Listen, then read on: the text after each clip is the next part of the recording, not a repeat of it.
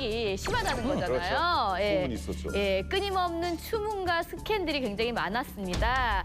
김 부자의 사람들 먼저 그들의 주변에 있었던 여자들에 대해서 이야기 나눠보겠습니다.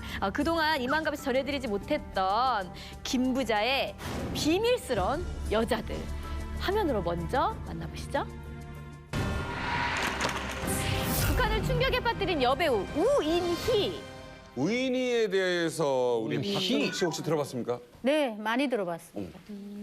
우인희 그 영화 배우가 있는 그 영화가 가장 유명한 게 그 목란꽃 1부부터 3부, 그다음에 적후의 진달래. 거기 영화에서 가장 유명한 그때 그 목란꽃에서 거기 3부에서 그 피아노를 치는 장면이 있었어요. 근데 나 아직도 기억나는 게 얼마나 예뻤는지. 그 진짜 지금 현재도 북한에 그렇게 아름다운 연예인은 없어요. 여자. 아, 진짜? 그 정도예요? 예, 진짜 그. 박은혜 씨보다 아름다워요? 아니에요. 아니 박은혜 씨가 영혼 없었다. 니네 너무한다. 진짜 영혼 없었어요. 신은아 씨는 우인희 들어봤어요?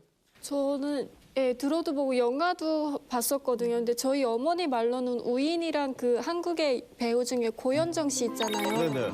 되게 많이 닮았다. 정말 북한에 그런 말이 있거든요. 미인의 운명엔 비구하다라는 말이 있는데 우인이를 놓고 하는 말이다라는 말이 나왔었거든요. 근데 이런 말이 나오게 된 이유는 우인이라는 분이 정말 당대 최고의 유망주였고 정말 최고의 미인이었는데 사형당하게 된 거예요. 사형당하게 된 거예요. 사형당했어요? 네. 그렇게 이쁜 사람이? 그래가지고 좀 예. 배우가? 북한 당대 최고의 여배우 우인희. 왜 사형도 또 공개 처형을 당했다고 하는데요. 그 이유에 대해서 우리 이만갑 고운 여성 유현주 씨가 알려주시겠습니다. 북한 최고의 미녀 배우 우인희. 과연 그녀는 누구일까요? 이만갑 고운 여성 유현주가 포인트만 쏙쏙 뽑아 알려드립니다. 1970년대 북한 최고의 여배우였던 우인희. 얼굴 보고 그녀는 타이 추종을 불허하는 아름다운 외모로 김정일 눈에 들어 공문 배우 칭호까지 받았는데요. 하지만 미인 박명리라는 옛말처럼 그녀의 찬란한 삶은 짧게 끝나고 맙니다. 당시 잘 나가는 제일교포 사업가였던 주정기.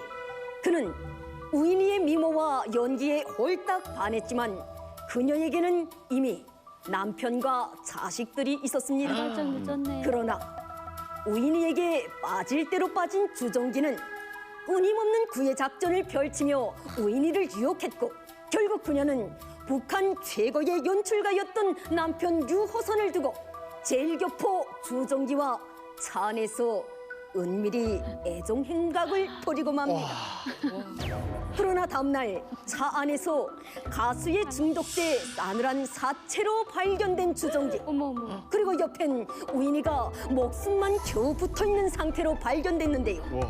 이 사실을 듣고 크게 노한 김정일은 문화예술계의 기강을 바로 잡는다는 명목하에 우인희를 공개 총살하기에 이릅니다. 북한 영화계의 혜성처럼 등장해 김정일의 지시로 총살된 비운의 여배우 우인희. 김정일과 우인희의 비밀스러운 이야기 궁금하지 않으십니까? 지금까지 이만갑의 고운 여성 유현주였습니다. 아 근데 이게 진짜 충격적인 사건인데 말이죠. 우인희의 그 불륜 때문에 공개 처형했다라는 거. 저희 생각으로는 이게 이해가 안 되는데 이게 사실입니까? 그 김기일 선생님? 네. 아니 저는 요즘 우인희 총살 현장에 그 행사로 동원돼 갔다. 어머, 서른 거예요? 예, 예. 그때 당시 얘기 좀 해주세요. 80년도 봄이었댔는지 그때 다 우리 출근했는데 행사가 급히 제기됐대요. 버스에 타라 해가지고 쭉 갔는데 뭐 어쨌든 행사 간다 한데 평양시 외곽에 가서 그저 그 현장 봤죠. 어떻게? 근데 가니까 뭐 사람이 많아요. 잔디밭 그 잔디도 안 난 데다 앉혔는데 거기 가서야 뭐 우인희를 총살한다는 말을 들었어요. 아, 그런 설이 이미 그 안에는. 예. 그래서 우인희가 잡혀갔다는 것도 거기서 듣고, 그 제목도 거기서 듣고. 맨 앞에는 이제 그 배우들 주로 많이 앉혔어요. 그다음에 그 우인이하고 불륜한 상대 남자네 중앙방송위원회가 또 앞에다 앉았어요. 그다음에 뭐 그 뒤로 해서 쭉 주고 죄가 제일 없는 것들이 제일 뒤에 앉고 뭐 관계가 돼 직접적인 있는 죄가 사람이. 하고 거리가 가까운 집단은 앞에 앉고 지금 내가 생각나는 거는 앉아서 한참 기다렸는데 뭐 차가 씩 오더니 말뚝부터 박아요. 이 각 말뚝을 저 앞에다가 하고 이제 앉아 있는데 그다음에 그 진짜 봉고차가 왔어요. 왔는데 내리는데 흰 자주색 옷을 차 입고 내렸는데 보기도 우인이가 알리더라고요. 우려태요 우인이는 묶어갖고 내렸는데 그다음에 뭐라고 계속 그 판사는 읽어대더라고요. 뭐 어쩌고 하면 그 마지막에 총사령에 찬다. 우리 무슨 놀라서 입 하 벌리고 그만 봤어요. 그걸 왜 보여줘? 그 기강을 잡느라고 그랬던 것 같아요. 그다음에 뭐 총 뚝 쏘더니 그게 여기서 탁 이렇게 하고 죽더라고요. 3번 매는데 그럼 가만에다 뚝 말아서 그 싣고 왔던 봉고차에다 그냥 싣고 가는 거예요. 그래서 그 동료 배우들을 다 보게 하는 거예요, 그거를? 네. 근데 김정일이가 그랬대요. 배우들이 그 감정 기복이 심하고 약하기 때문에 구급차도 다 대기시켜라. 기절하는 들도 있을 거다. 친절하게? 네, 그래서 그 구급차도 다 있었어요. 네, 근데 그때 왜 그랬냐면 김정일이가 우인이를 죽일 수밖에 없는 이유들이 좀 있어요. 그래요? 첫째는 김정일이가 올라앉아서 선전선동부 사업을 제일 먼저 봤는데 북한 그때만 해도 중앙방송위원회 그 장비 수준이 형편없이 낙후했어요. 근데 돈은 어디서 나올 데가 없고 그러니까 그 남자의 아버지가 뭐 저 청년에서 뭐 재벌이래요. 거기서 돈이 들어오고 해서 그 장비를 하나하나 개선해 나갈 때예요. 조총련 쪽에서. 예, 저 청년 쪽에서 소위 중앙방송위원회를 현대화한다고 엄청 떠들었어요, 네. 그때. 근데 그 아들이 죽었거든요. 그 우인이하고 불륜하다가. 괘씸하게 그지없죠. 자기 그 중앙방송 현대화의 차질을 빚어놨으니까. 네. 그게 하나 괘씸하고. 두 번째는 원래 북한 문화예술계에도 그 저게 불륜 이거 굉장히 문란해요 원래. 그 기강을 일신한다고 하면서 그 케이스로 죽인 거예요. 근데 정작 김정일도 유부녀를 좋아한 거 아니에요? 성렬이. 걔는 신이니까. 무섭다. 그게 이제 그 보안부에서 잡아가지고요 우인이를 취재를 하는데 이 여자가 전혀 이렇게 꺾이는 게 없이 그냥 당당하더래요 막. 그러니까 나는 김정일하고도 친한 사람인데 너희들이 뭔데? 그러니까 이런 식으로 나오니까 이제 아마 덮어버리라고 한 것 같아요. 김정일하고는 왜 친한 사이일까요?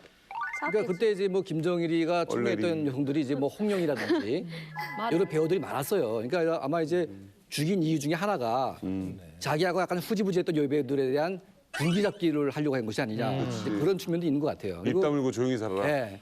그 주정기가 저희 삼촌하고 친구였습니다 원래 북한에서. 친구였고 우인이하고 주정기가 죽은 집이 저희 집이었어요. 이게. 이게 철안 씨네 살던 집이 네. 주차장이 원래 평양시에 없어요. 근데 제일역포대 사는 집에 자가용 차들이니까 주차장이 있는데 네. 한국처럼 돼 있는 게 아니고 사고가 있어요. 막혀 있어요. 아, 사방에. 문 닫아버리면 틈이 거의 없어요. 그러니까 시동 걸어놓고 소위 차 안에서 뭘 했으니까 가스가 다시 들어간 거예요. 역류해가지고. 그래서 번이는 주정기는 죽고 그리고 우인이는 거의 죽어가는 거를 김정일이가 무조건 살려라. 무조건 살려서 지금 김일 선생님 말씀하신 것처럼 사형장에 내려놔라. 아니 그래서 잔인했죠. 기껏 살려놔서 다시 죽여라네요. 네. 그러니까 그 사용할 때 그 우인이 남편인 그 유호선이라고 유명 작가가 있었고 그 우인이의 그 딸을 앞에 세우는 거 쏴주겠다고 그러더라고요. 엄마 보게. 딸이 무슨 이게 잘못을 뭐야? 대박이다 진짜. 아니 저는 이해가 안 가는 게 이게 그 예술계가 이제 질서를 잡고자 하는 그 우인희를 총영을 하는데 그 예술가에서 그렇게 좋은 더 유명한 인재를 이제 이런 거에 대해 그렇게 아깝지 않습니까? 우인이가 참가했던 영화 자체를 처음에는 기술도 없으면서 몬타주에서 얼굴만 싹 다른 배우 갖다가 붙여넣기도 하고 했다가 그것도 안 되니까 북한에서 유명한 뭐 한자이단원의 운명이라든가 뭔가 유명한 그런 영화가 있는데요. 다른 배우를 갖다 끌어다가 리메이크해서 다시 만들어서 했어요. 싹 다 없앴어요, 싹 다.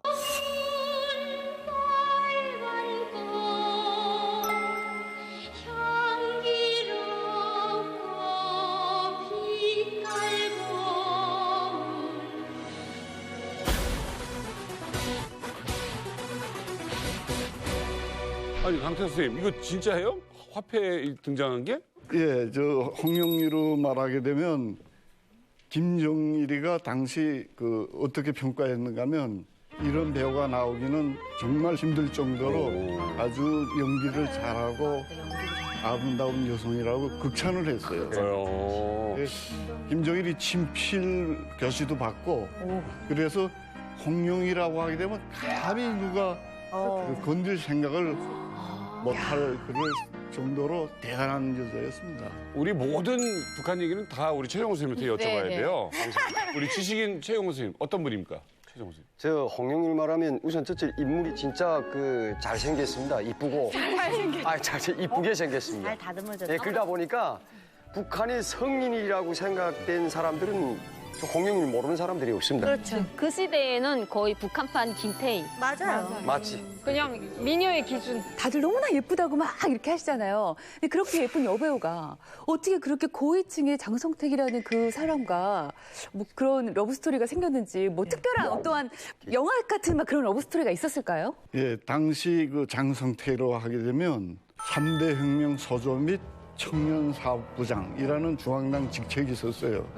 3대 혁명 서조 및 청년사업부장은 중앙사로총을 통제하고 그런 기능까지 다 가지고 있었습니다. 그래가지고 중앙사로총 당시 그 위원장이던 최룡해가 장성택한테 충성을 다했습니다.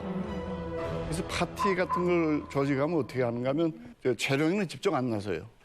최룡의 밑에 애들이 그러니까 조직비서라든가 거기 중앙사로총 은별무역회사 회장이라든가 또한 중앙사로총 속도전 별격대 대장 이런 애들이 이 1차 그 파티가 행사가 끝나게 되면 청년호텔 12층의 장수 스위트룸인데 장성택이가 거의 집처럼 거주하던 방이에요. 거기에 거주하면서 그 최룡의 똘마이들이 자리를 펴요. 어떤 식으로 펴는가 하면 거기 여자들 배석해가지고 자리를 앉지요. 기쁨자들.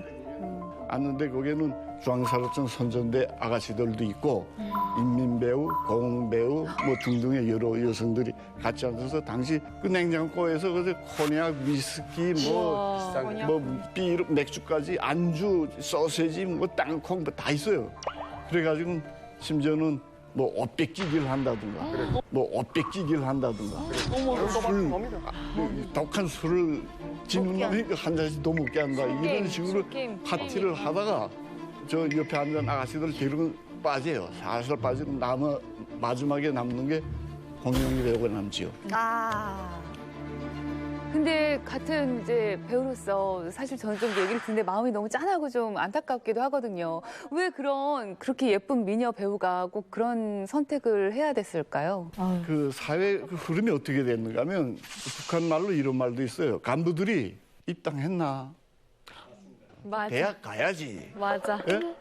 이게 말이 유행이 됐는데 그게 무슨 뜻인가 하면 입당도 시켜줄 수 있다. 대학도 보낼 수 있다. 그러니까 인생을 바꿔준다 이거지. 그거를 이용해서. 자기 또 발전하면서 대학도 가는 게 그 소망이기 때문에 뿌리치지 못합니다. 간부들한테. 예, 그러니까 북한 고위급과 인민 배우의 스캔들 이 얘기를 듣고 있는데, 근데 당시 장성택이란 사람은 김경희와의 결혼을 한 사이였잖아요. 당연하죠. 근데 90년대에 어떤 소리가 돌았는가 하면 부인하고 관계가 안 좋아서 장부장대로 그 바람 피우고 또 김경희는 김경희대로 또 자기 그 사생활이 있었고. 여기서 잠깐 궁금한 게 장성택 정도가 호텔 그 방을 사용하면 거기에는 뭐 그런 뭐 도청 장치나 이런 거는 빼나요? 원래는 북한의 호텔은 모든 어디 호텔이나 도청 장치가 다 돼 있어요. 근데 장부장 방은 도청을 못 합니다. 그럼 그 호텔 방에서 계속 홍영희를 만난 거예요? 거기서 한 2, 3년 동안 좋아했죠. 2, 3년이나. 제가 보건대는 당시 그 여자 영화배우 뭐 홍영희뿐이 아니에요. 성년옥이라는 여자도 장부장하고 관계가 있었는데 그 여자보다도 홍영희를 더 예뻐했어요. 그래서 아마 한 92년도부터 시작해서 94년도 말까지 한 2, 3년 동안 장부장하고 관계가 오래 지속됐습니다. 근데 바로 누아리 천리 간다고 그 자꾸 호텔에 드나들고 뭐 차에 타고 다니고 하니까 그게 말이 좀 돌았습니다. 그 말 장부장이 그 홍영일 좋아한다. 근데 쉬쉬 그걸 공개적으로 난 못하고 뒤에서 쉬쉬하는 소리들이 돌았댔습니다. 그래서 두 사람은 나중에 어떻게 됐나요? 결론은 홍영희하고 장부장 사이에서 소리 난 게 아니고 중앙사로청 황색바람이라는 그 사건이 있었습니다.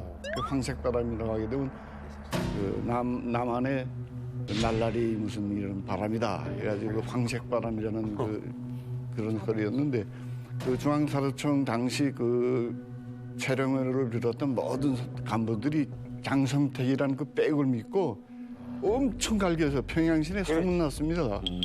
그래가지고 당시에 그 실례를 들자면 그 교통지대가 차를 하나 잡았는데 음주에 만취가 돼서 안에는 여자 남자가 타가지고 단속을 했는데 그도 연락하고 하니까 전화 한 통에 그저 다 풀어주고 그래가지고 그 중앙사청 그 간부들이 물러난 행위가 평양시내 아주 소문이 아주 나쁘게 돌았습니다. 그 바람에 아마 보이비에 찍혀가지고 김정일에까지 보호돼가지고 그때 황색바람이라고 간첩을 해가지고 9명이 다 총살당하고 총살당했다고요? 총살당하고 무조건 총살. 빠진 건 누구냐면 장부장은 직접 개입을 안 했기 때문에 장부장은 아무 피해를 안 받고 김정일이가 지금 아까운 배우니까 여자들은 건들지 마라 해가지고 여자들 그 중앙사로청 그 선전대 아이들도 하나도 안 다쳤어. 딱 남자들만 조직비서, 조직부부장 주변 사람들만 9명 총살당했죠. 이렇게 해가지고 그 황색바람 사건을 계기로 해가지고 중앙사로청 검열 받으면서 그러면서 그 자연스럽게 깨졌죠. 아니 고위급 간부들의 어쨌든 사생활 얘기를 들으니까 좀 씁쓸해지는 것 같기도 한데 근데 이들도 처벌을 어쨌든 받을 거 아니에요. 그냥 끝까지 이렇게 그러면 안전하게 끝나는 건가요? 그러니까 북한 사회가 원래 김일성 시대에는 그 여자들하고 이 부하 사건을 엄중한 그걸 봐가지고 무조건 해임, 철직, 감옥, 영원히 매장시키고 막 엄했다고 이렇게. 근데 김정일 시대 들어서면서 김정일이가 직접 한 그 지시가 있어요. 간부 사업하고 여성 문제는 딸로 보라. 거기 겹치지 말고. 그래서 거의 그때부터는 여자 문제는 경찰 이런 데서 취급을 안 했습니다. 저기더라도 여자 문제는 덮어놓고 그러니까 김정일 자체가 여성 관계가 물러나니까 아마 제일 물러난 게 아니라 당시 북한이 제가 있을 때 북한이 총 문제는 제일 개방됐을 때라고 생각됩니다. 자, 이렇게 돈과 권력으로 남모를 쾌락을 즐기고 있는 북한 간부들이 가장 신경 쓰는 기념일이 있다고 합니다.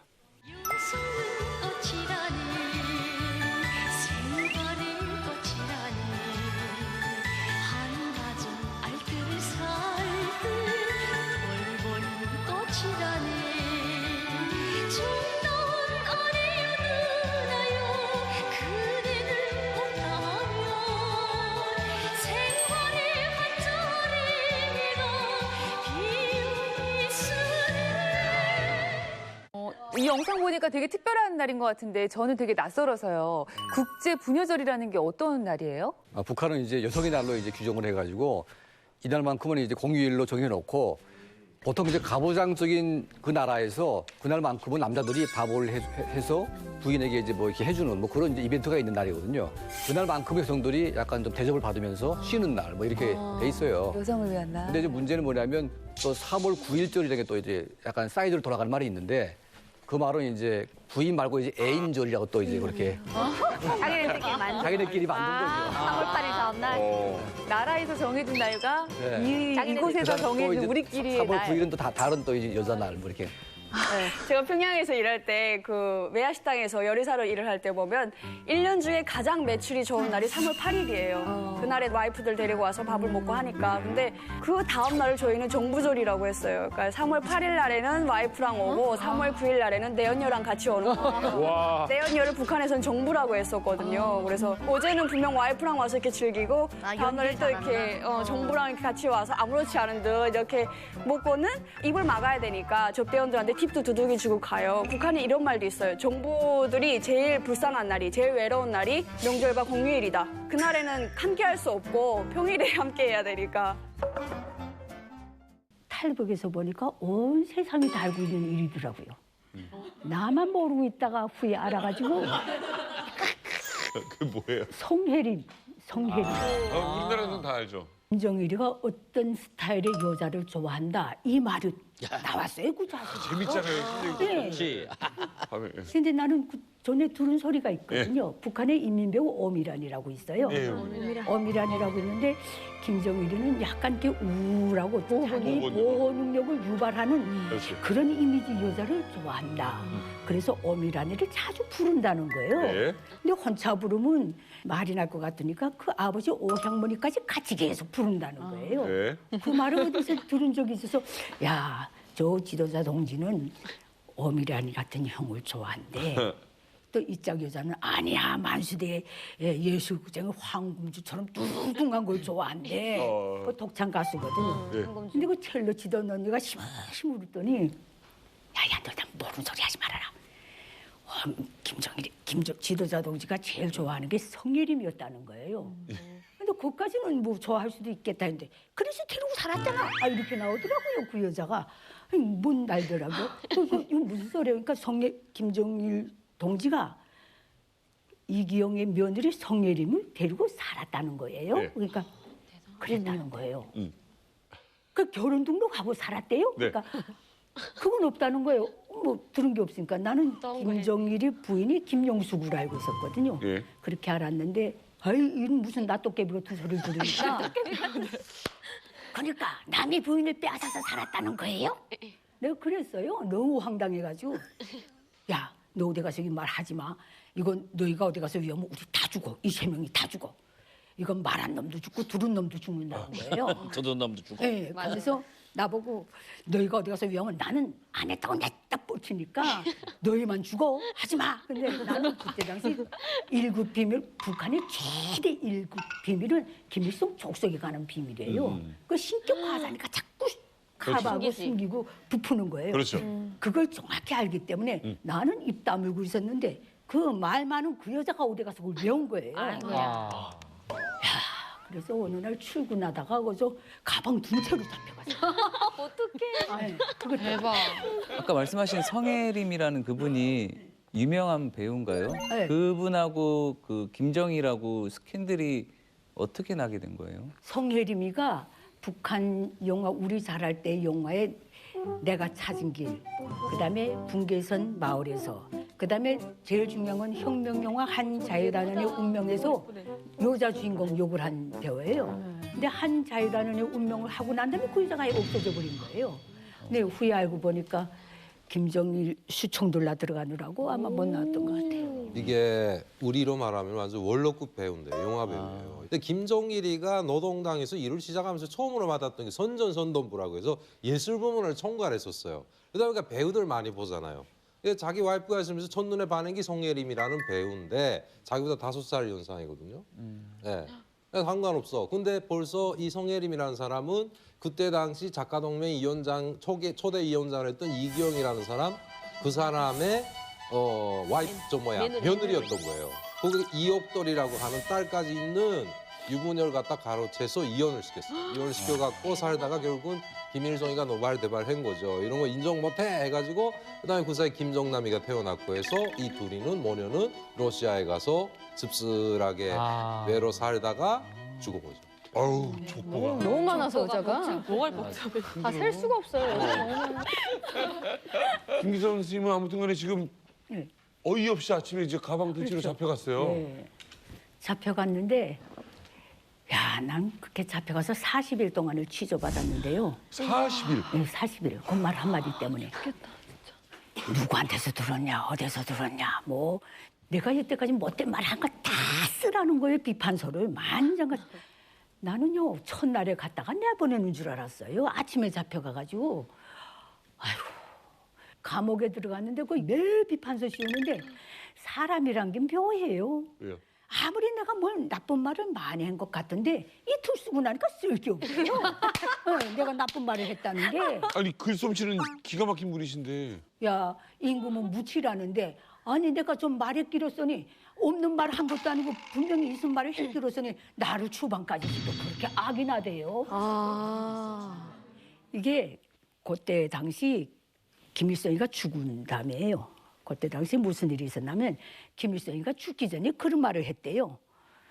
이게 요새 경제도 나쁘고 인민 경제도 나쁘고 이게 나라가 이 경제도 잘 안 돌아가고 인민 생활도 나고 하니까 이 우리 당이 폰들을 키운 엘리트들 속에서 사회주의에 대한 진심을 가지지 못하고 수령에 대한 신뢰를 가지지 못하고 뒤에서 헐뜯는 현상이 많다.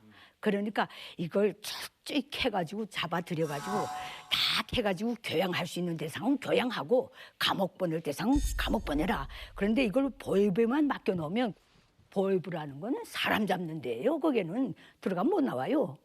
그건 제가 없이 들어갔어도 거기에 들어간 자체가 죄기 때문에 못 나오는데요. 거기는 희한한 데죠. 배를 만들어주는구나. 그러니까 이거 시포실이라는 걸 만드는 거예요. 조선노동당 중앙위원회 조직지도부 시포실이라는 걸 만들었는데 여기에 예심원들은 몽땅 국가보위부 국장급들이에요. 어디로 잡혀갔어요? 한경북도 김책시로 추방시키는데 난 김책이 어디에 붙어 있는지도 몰랐어요. 그때 김책에 추방돼 가서 내가 거대한 고직 국가에서 살았구나. 그 뼈저리게 느꼈어요. 김책 가서. 예, 나는 지방에 출장 갔다 오는 기자들이 취재 나갔다 오는 기자들이 지방에는 배급을 앉아서 굶어 죽는 사람들이 귓가에 있고 꽃제비가 어쩌고 좀 어느 정도 그런 현상이 있는갑다 했지. 난 그런 생지옥인 줄 몰랐어. 야, 말도 95년 12월 31일에 추방돼서 96년도를 내가 김책에서 보냈어요. 사람이 죽을 때 표정을 못 보셨죠? 굶어 죽는 사람의 표정이. 온몸에 이가 사람이 죽는다는 걸 알고 다 대나와서 돌아가요. 어떡해, 안 돼. 나는요. 이가. 그러니까 피가 안 돈다는 걸 아는 순간 사람이 죽는다는 걸 알고 다 개발하나. 기생충이랑 기생충이랑 이런 게 다 떠나는 거거든요. 그하고요. 그렇게 인정 많고 그렇게 남일도 제일처럼 뛰어다니는 사회주의권에서 우리 인민은 모든 한 형제라고 훈련받고 그런 마인드를 갖고 살아온 북한 주민들이 그렇게 죽어가는 거 보면서도 지나가더라고요. 개를 빵 하나 주면 내가 굶으니까. 그런 생지옥을 봤어요. 그 몇 년도세요? 96년도. 제일 많이 굶어 죽을 때. 제일 많이 굶어 죽을 때. 그다음에요. 이건 시체를 거두질 못해서 마지막에는 그 무슨 시체 전담반 무슨 수습대까지 나왔더라고요. 방심위에서 다 모아서 비닐에 우르르 말아가지고 굴파고 넣었대요. 직파. 그다음에 내가 그걸 보고 느낀 게 두 번째가 또 있어요. 이거는 독재 후진국가 가장 낙후한 인권 이전의 사회가 안고 있는 모든 사회학을 다 갖고 있는 거예요. 여성에 대한 학대, 어린이에 대한 천대, 노인에 대한 천시. 이거 얼마나 만연한지 인간이 다 짐승 같아요. 무언의 악들이 나가지고 달아다니는데. 사실 선생님께서 하셨던 일이 김 부자를 영웅 만드는 일에 그렇죠. 있으셨던 거잖아요. 네. 난 그때 그거 느끼고서 이게 망고의 역적이구나. 그러고 탈북을 열심히. 자, 여기서 하나만 좀 짚고 넘어가겠습니다. 96년도에 김길선 선생님은 이제 추방을 당하고 나서 이런 일을 겪었어요. 근데 성혜림이라는 인물이 있었구나를 나중에 알게 되는 거잖아요. 네, 한국에. 한성희 씨 언제쯤 알게 됐어요? 저는 이제 그 성혜림이라는 사람은 이제 그 막 김정일이 그 막 와이프다 이런 건 전혀 모르죠. 근데 이분이 되게 이제 그 뭐 배우고 하는데 이런 하도 옛날 배우니까 저희는 거의 중조 할머니 뻘이나 돼요. 솔직히 모르죠. 그치? 근데 한국에 와서 인터넷을 보니까 막 뭐 김정일이 막 여자도 한 몇 개 되고 그리고 이제 뭐 거기 뭐 자식들도 주르르 있고 해서 이거 뭔 소리야 했어요. 솔직히 깜짝 놀랐어요. 성혜림이라는 여자가 그랬다 해가지고. 저는 80년대 들었거든요. 야, 내가 여마이 어렸을 때. 근데 이건 내가 듣기 싶어서 그런 것이 아니라 우리 친척이 중앙당 조직부에 있었는데 우리 집에 이렇게 출장 왔다가 우리 어머니하고 우리 아버지하고 가만히 이야기하는 거 들었거든요. 윗분이 지금 성해일이며 이렇게 했다는 거. 그리고 둘이 말한 거 난 잠결에 들었거든요. 상상도 못했어요. 그래, 우리 엄마 아빠도 저 사람이 거짓말 치는 거 같이 듣고 있구나. 그래서 그렇게만 생각해 깜깜 잊어먹었어요. 근데 한국에 와서 국정원에서 딱 봤는데 야, 세상에 거짓말이 없구나. 한간에서 돌아가는 말도 그래도 어딘가는 거의 맞아떨어진 깜짝 놀랐습니다. 진짜 위대한 태양이 그래, 불륜을 저지르고 진짜 그 장군님이었는데 지금 이 세상에 존재할 수 없는데 장군께서 불륜을 저지르다니 저희는 정말 충격받았어요. 그래서 준비했습니다. 어머나. 김정은이 리서츠를 만나기 전에 잠깐만. 이 포스터가 이렇게 쓰입니까? 이 포스터가. 누군가를 사랑했던 여자가 있었다면 그 여자와 왜 헤어질 결심을 했을까? 이건 과연 사랑이었을까? 아니면 그릇된 욕망이었을까? 짙어지는 의심, 깊어지는 관심, 여심을 잡기 위한 김 부자의 선택은 과연 누구였을까? 주인공은 바로 누구지? 누구지? 누구야? 우리에게 조금 생소할 수 있지만 누구야? 리어심이라는 리어심. 인물입니다. 자, 항상 김정은 옆에는 리설주가 있는 게 당연한 거죠.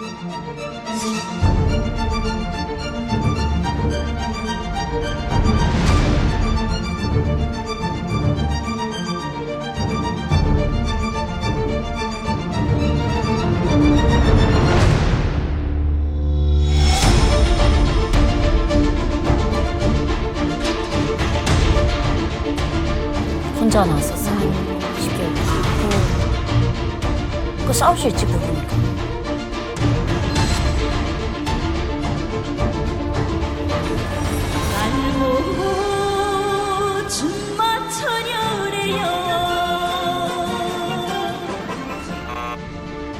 아니다. 아니다. 아니래요?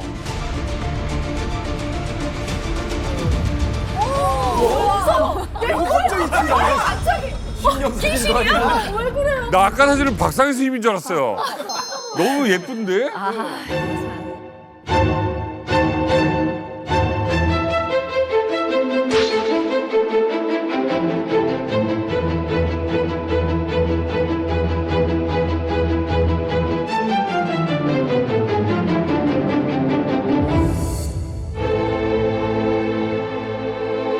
(2020년이면) 불과 한 3년 전입니다. 네. 근데 굉장히 좀 긴 시간 동안 리서치가 안 보였단 말이에요. 10개월 넘게 안 보였다. 이건 뭔가 좀 이상하잖아요. 네. 예, 이거 분명히 뭔가 있다는 얘긴데. 아, 혹시 이 여심 때문에 부부싸움이라도 하지 않았을까? 싸움? 근데 함경북도 간부들 사이에서는 이런 말이 돌았다고 합니다. 뭐냐면 려심이란 이름의 피아니스트가 있는데 김정은의 주택에 들어갔다. 야, 이거는 뭐 왕조 때에 뭐 누구누구 무슨 뭐 개똥이네 그 딸이 뭐 궁에 들어갔다. 이거는 뭐 이 궁녀든지 후궁이 됐다 이 말이거든요.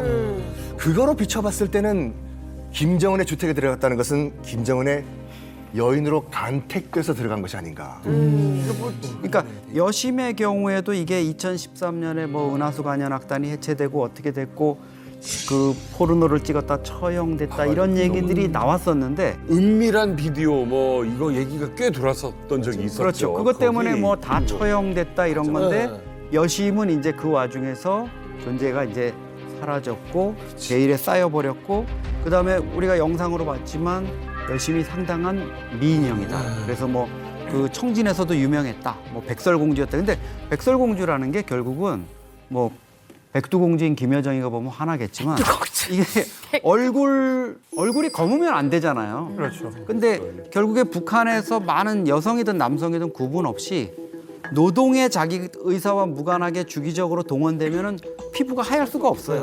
근데 적어도 이제 피부가 그렇고 뭐 피아니스트고 뭐 악기를 다루고 이런다면 청진에서도 그럭저럭 밥은 먹고 살았던 그런 집안의 여식인데 어떤 과정을 통해서 이제 간택이 된 거지.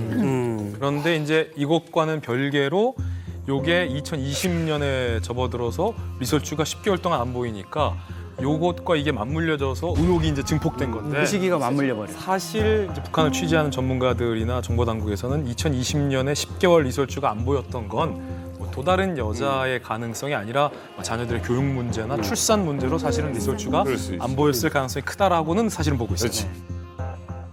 설미 씨가 한경북도 출신이죠. 그죠? 네, 그리고 대학도 청진에서 다녀가지고 저희가 다닐 때부터요. 북한이 낳은 최고의 피아니스트 려심, 천재 피아니스트로 청진에서는 유명했어요. 유명했어요. 엄청나게 유명한 집안의 여식이었고 사실 저는 지금 김정은의 여자라니까 많이 놀라운 게 제가 북한에 있을 때는 려심이는 김정일의 여자로 알고 있었어요.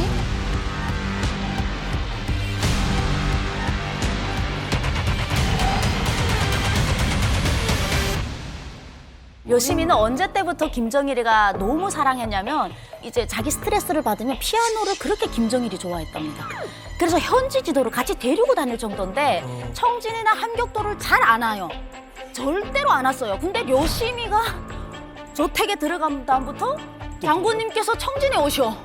그런데 장군님이 뭐라고 했냐면 너 고향이 청진이니까 엄마 한번 보러 와라. 한번 저택 들어가면 못 나오잖아요. 그래서 따라가서 엄마를 몰래 특각에서 만났는데 엄마가 이제 또 자랑을 하잖아요. 우리 딸이 장군님의 스트레스 받을 때 피아노 치주는 예민아이다. 김정일의 여자였어요 원래. 아니 좀 헷갈리기 시작하는데 원래 김정일이 너무 나이 차가 윤설미 씨의 이야기에 따르면 이게 원래 김정은의 첫사랑 이전에 그 아버지 이제 김정일이가 총애하던 여자다. 완전 총애했죠. 뭐 그럴 수 있지. 옛날에 고전 영화 때 페드라라고 있어요. 그 양엄마를 사랑한 한 남자에 대한 또 이렇게 가는 이게 사실 이제 영화에서나 나오는 거고 사실 그래서 저게 현실에서 가능한데 그게 연주를 좋아했다는 거지. 연주를 좋아해요. 근데 실제로 아니 생각을 해보라고요. 아무리 피아노를 좋아, 난 음악에 너무 음악을 사랑하는 사람이야. 근데 내 마음을 쏙 들게 해주는 피아니스트가 피아노를 치고 있는데 안 빠질까? 안 빠져? 피부가 하얘. 아니 오늘 뭐 튀기재매. 피부가 하얗고 너무 예뻐. 아니 형 가만히 있어 보래서 무슨 얘기 하나 가만히 있어 보니까 피부가 하얘 얘기하고 있네. 그게 단순하게 피아니스트와 그 피아노 연주를 듣는 팬의 관계 거기서만 오히려 멈춰버리는 게 더 어색하지 않냐고요. 사실 좋은 거지. 아니 근데 팩트가 뭐냐면요. 여심이가 있을 때 아파트가 평양으로 옮겨갔을 때는 김정일 정권이지 김정은 정권이 아니에요. 맞아요. 김정일 정권 때 평양으로 다 집안이 올라갔어요. 그런데 이제 와서 전 지금 여기 한국에 오니까 려심이가 김정은의 여자라 해서 려심이는 김정일이 너무 좋아했던 여자인데 이거 이상하네. 근데 그럴 수도 있겠다라는 생각을 하는 게 계속 데리고 다녔으니 김정은도 봤을 거 아니에요. 저택 공연을 집에서 이제 때 없이 쳐주니까. 그리고 나이도 리설주보다 한 살 어려요. 이제 연애 때도 나이는 사실 김정은과 맞는 게 맞는데 맞죠. 사실 김정일 때 려심이가 나이 차이 나긴 하는데. 지금 그 자, 박성희 소장님께 여쭤보겠습니다. 지금 이야기가 쭉 나오고 있어요. 네. 김정은의 여자인지 김정일의 여자인지 지금 정확하게는 모르겠는 거죠. 근데 어쨌든 김정일도 굉장히 총애했던 여인. 뭐 남녀 관계인지 아닌지는 정확히 모르겠습니다만 근데 이제 김정일의 여자였다라는 가정하에 김정은은 어떤 마음일까라는 생각을 좀 해보면 우리 심리학에서 아주 고전적인 이슈가 하나 있어요. 오이디푸스 컴플렉스라고 아빠의 여자인 엄마를 사랑하게 되는 아이에 대한 누구나 사실은 남자아이들이 3세에서 6세에 다 겪는 심리적 현상이라는 거죠. 난 엄마가 너무 좋아. 그래서 엄마랑 결혼하고 싶어. 근데 엄마랑 결혼하려고 보니까 옆에 한 남자가 있는데 하필이면 아빠예요. 근데 그 아빠랑 맞짱을 뜨기에는 너무 센 거예요. 네, 그래서 이 아이가 포기합니다. 마음으로 내가 살 수 있는 방법은 그냥 아빠랑 동일시해서 저 아빠를 닮아서 아주 멋진 남자가 되면 그때 엄마를 차지하든지 엄마 같은 여자를 차지할 수 있을 것이다라는 것이 오이디푸스 컴플렉스예요. 근데 그거와 똑같지는 않지만은 김정은이 좋아하는 여자가 있는데 그 여자의 소속이 아빠라는 점에서는 오이디푸스 컴플렉스와 좀 맥락이 비슷한 점이 있어요. 그런데 김정은은 보통 아이들처럼 그 욕망을 포기한 것이 아니라 결국은 쟁취를 합니다. 왜냐하면 아버지도 왕이야? 나도 왕이야. 나도 해볼 만해. 이러고 결국에는 이제 아버지가 시름시름 앓을 때부터 어쩌면 이제 돌아가시고는 본격적으로 그 여자를 이제 나의 소속으로 이제 만들어버리죠. 근데 저는 이제 고민을 해봤어요. 마음이 편했을까? 저는 굉장히 이 부분에 대해서 여심이라는 여자에 대해서 김정은의 그 속내는 복잡했을 것이다. 일단은 뭐 우월감은 있었을 거예요. 나 아버지랑 경쟁해도 지지 않는 나도 정말 왕이야라는 우월의식. 그런데 아버지가 좋아했던 여자를 내가 같이 좋아해? 게다가 우리 아버지는 신과 같은 사람인데 굉장히 죄책감이 있었을 것 같고요. 그다음에 결정적으로 두려움이 있는 거죠. 감히 내가 아버지가 찍은 여자를 아버지가 약해졌다고 해서 내가 뺏었어? 혹은 내가 취했어? 두렵고 공포스럽다. 어쩜 이런 복합적인 생각에 여심이란 여자는 김정은에게는 굉장히 심적 혼란을 주는 여자였을 것이다. 저는 소장님 말씀에 너무 동의하는 게 예전에 김일성의 여자 중에 우인이라는 배우가 있었어요. 북한에 굉장히 파문을 일으킨 배우인데 결국은 나중에 알고 봤더니 김일성의 여자를 김정일까지도 범하거든요. 그러니까 아버지와 아들이 똑같은 여배우 하나를 좋아하게 됩니다. 근데 결국은 김정일이 가지고 놀다 버렸거든요. 그러니까 그 말씀이 만약에 그렇다면 DNA네요. 네. 오늘 우리는 아무튼 이런저런 얘기하는데 박성희 선생님 얘기하고 나니까 뭔가 나는 지금 이쪽으로 빠져들어. 완전. 콤플렉스가 있으니까. 약간 사이비들이 이야기인데 전문가가 하나 끼니까. 확실해지죠. 그거야. 그러니까 이게 외모도 외모인데 거기다 대고 피아니스트예요. 그렇죠. 그러니까 이게 좀 빠질 수 있는 분위기가 있잖아. 그러니까 이제 김정일에게 불려서 연주도 하고 김정은, 어린 김정은도 가서 연주를 자주 보더라. 그럼 왜 여심이 이 김부자의 눈에 쏙 들었는지 그것부터 좀 봐야 되잖아요. 출중한 피아노 실력은 분명해 보입니다.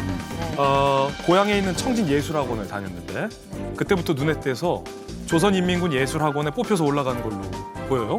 그리고 승승장구하던 중에 어느 날부터인가 여심이 논란에 은하수 관현악단에 뽑혀서 그것도 피아니스트로 TV에 나오기까지 시작한 거죠. 수소 피아니스트. 이 여심이라는 인물을 좀 아는 사람들이 와서 이 영상을 보면서 지목한 거예요.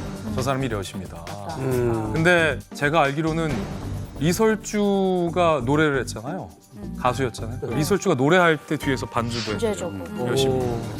예. 그래서 뭔가 리설주와도 출신 배경이 굉장히 좀 비슷하고 또 김정일, 김정은 부자가 워낙 이 아티스트 쪽을 총애하고 편애하니까 이런 의혹들이 많이 나오지 않았나.